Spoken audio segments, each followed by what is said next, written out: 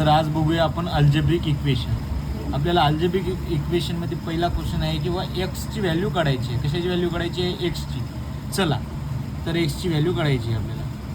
एक्सला x okay इक्वल्सला equals एक्सला x. तर x एक जवळ घ्यायची ओके.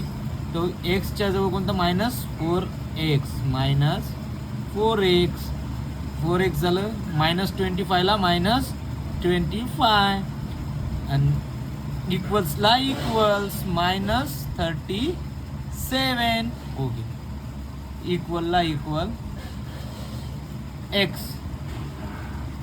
एक्स -4x म्हटलं तर एक्समधून 4x गेला तर -3x ओके.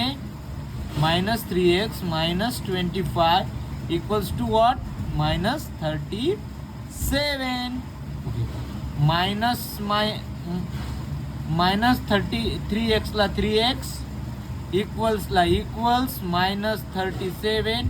हे 25 मायनसमध्ये आहे तर इकडे येऊन काय होईल प्लस 25 इक्वल्स -3xला -3x आणि इक्वल्सला इक्वल आणि -37 and -25 इक्वल्स टू वॉट -12. किती होतात? -12. -3x आहे तर एक्सला एक्स इकडे ठेवायचं. हे मल्टिप्लिकेशनमध्ये आहे तर कशाचं चिन्ह नाही म्हणजे कशाचं चिन्ह आहे? मल्टिप्लिकेशनचं चिन्ह आहे. मल्टिप्लिकेशन इकडलं मल्टिप्लिकेशनमधलं काय होईल? डिव्हिजनमध्ये जाईल ओके.